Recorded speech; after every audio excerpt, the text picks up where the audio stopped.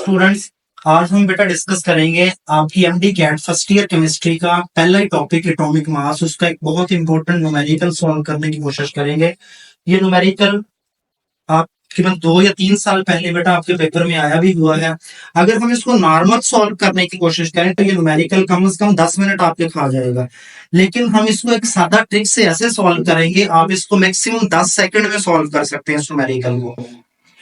तो without calculator solve करें तो मैं आपको ऐसी ट्रिक बताऊंगा जिसमें आप इसको 10 सेकंड के अंदर सॉल्व कर लेंगे, और सादा कैलकुलेटर से अगर हम सॉल्व करने की कोशिश करें तो ये 10 मिनट आपके खा जाएगा। जी बेटा, आपकी एक्सरसाइज का क्वेश्चन है boron with atomic number 5। Boron बेटा जिसका एटॉमिक नंबर 5 होता है has two naturally occurring isotope, इसके दो कुदरती तौर पर पाए जाने वाले आइसोटोप्स हैं। फाइंड आउट क्या करना है, कैलकुलेट द परसेंटेज अबंडेंस। आपने क्या करना है, इसकी परसेंटेज अबंडेंस फाइंड आउट करनी बोरॉन 10 और बोरॉन 11 की फ्रॉम दी फॉलोइंग। ये डाटा उसने बेटा आपको दिया हुआ है। पहले नंबर पर बेटा क्या दिया हुआ, उसने average atomic mass of boron provide कर दिया। बोरॉन का एवरेज एटॉमिक मास है 10.81 AMU। और अगला डाटा बेटा उसने क्या प्रोवाइड किया, उसने isotopic mass of boron 10। Boron 10 का बेटा आइसोटोपिक मास प्रोवाइड कर दिया जो बेटा 10.01 AMU है।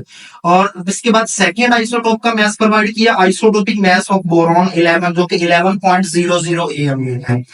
ये बेटा उसने डाटा प्रोवाइड किया है। अब इसको हमने एक ट्रिक से सॉल्व करना, मैक्सिमम 10 सेकंड में हम इसको सॉल्व कर लेंगे। दोनों आइसोटोप को बेटा मैंने अलग निकाल लिया। एक हमारे पास है बोरॉन 10 और बोरॉन 11। आपने इनके एटॉमिक मास को बेटा देखना है गौर से। बोरॉन 10 और 11 इनके बीच में बेटा जो इसके बीच में 10 और 11 के बीच में हम इसको 10 पार्ट्स में डिवाइड कर लेंगे। जैसा कि आपको पता है, मसलन मैं इसको डिवाइड करूंगा 10.1, 10.2, 10.3 और 11 तक ले जाऊंगा। असल में ये जो मैंने लिखे नहीं, असल में 10.1 आपने समझना, 10.2 समझना है। इसको मैंने सिंपल समझाने के लिए इसको बड़ा कर दिया। अब ये 1 2 3 यानी कि यहां तक मैं इसको 10 11 तक बेटा ले लिया।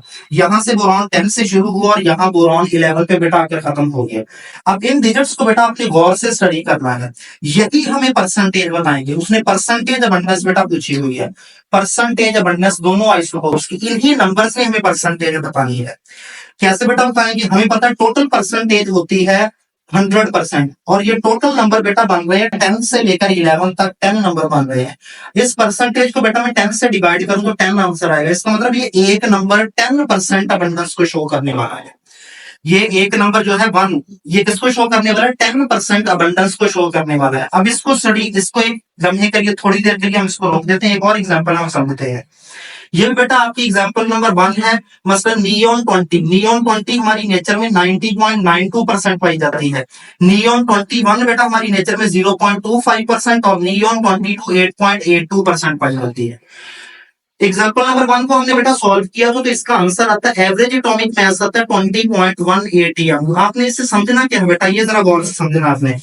पहली चीज बेटा देखें, इसका मास है 20.18 AMU। हालांकि इसका 3 मास को हमने कंबाइन किया है, 20, 21 और 22, लेकिन आंसर किसके करीब है, 20 के करीब है।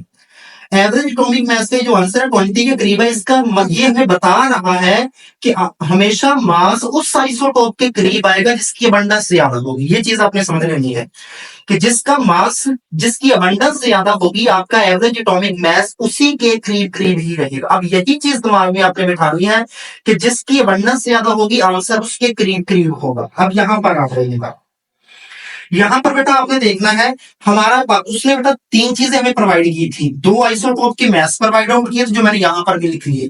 एक उसने एवरेज एटॉमिक मास प्रोवाइड किया था, ये एवरेज एटॉमिक मास है। इन 3 चीजों को देखकर हमने उन सारे आइसोटोप्स की रिलेटिव अबंडेंस बतानी है कि वो कितने कितने परसेंट पाए जा रहे।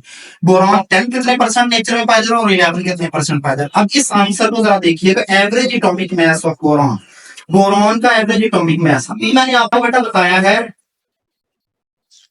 जी बेटा, हमने इसमें 3 चीजों को जरा गौर से देखना है। दोनों आइसोटोप्स की मास को देखना है, इसका मास है 10 और इसका मास है 11। और तीसरी चीज हमने इनका देखना है एवरेज एटॉमिक मास। इसको देखकर हमने इनकी परसेंटेज अबंडेंस कैलकुलेट करनी है। जी बेटा, और मैंने आपको पहले इसके 10 नंबर बेटा सेपरेट आउट कर दिए। इन्हीं नंबर ने हमें इनकी परसेंटेज बतानी है कि बोरॉन 10 कितने परसेंट हमारी नेचर में पाया जा रहा है और बोरॉन 11 कितनी परसेंट हमारी नेचर में पाया जा रहा है। अब बेटा इस आंसर को देखिएगा, ये आंसर अभी मैंने पीछे कहा था बेटा ये आंसर उसके ज्यादा करीब होगा जिसकी अबंडस ज्यादा होगी। अब बेटा ये आंसर जरा देखिएगा, ये आंसर है 10.81, 10.81। इसका मतलब है ये इस 11 के ज्यादा करीब है। 11 के ज्यादा करीब होने का मतलब है कि हमारे बोरॉन 11 की अबंडस ज्यादा पाई जाएगी। एक तो में ये चीज क्लियर होगी। अब हमने कैलकुलेट भी करना है कि बोरॉन 11 कितने परसेंट पाया जा रहा है। तो इन पॉइंट्स में बेटा हमें बताना है कि बोरॉन 10 कितने परसेंट और 11 कितने परसेंट, इन नंबर ने, पॉइंट्स वाले नंबर ने बताना है। जी बेटा, अब मैं चलना शुरू करता हूँ 10 से 8 पॉइंट तक चलता हूँ। 1 2 3 4 5 6 7 और 8 इस नंबर तक। और पहले मैंने क्या दिया बेटा कि ये जो एक पॉइंट है ना, ये 10% रिलेटिव बंडल्स को शो कर रहा है। जब मैं यहां से लेकर यहां 1 2 3 4 5 6 7 8 तक चला ना, जिसका मतलब है मैंने 80% रिलेटिव बंडल्स बोरॉन 11 की ले आया। अब यहां पर बेटा 10.8 ये शो कर रहा है कि हमारे पास जो बोरॉन 11 है वो 8 पर बेटा आकर उसकी वैल्यू होगी, तो समझ रहे वो 80% पाया जा रहा है। और अगर ये 80% पाया जाए तो दूसरा कितना होगा, 20% पाया जाएगा। यानी कि एक की हमें चीज पता चल गई तो दूसरे के बंडल्स हम खुद ही उसे फाइंड आउट कर लेते हैं। और अगर हम इसका ओरिजिनल आंसर भी देखें तो बेटा बोरॉन 11 देखें वो 79.99 यानी 80% पाया जा रहा है। तो मैंने पहले ही आपको इसका गैस बता भी किया था। और दूसरा क्या होगा, इसको उलट कर ले, 20% बेटा वो पाया जाएगा।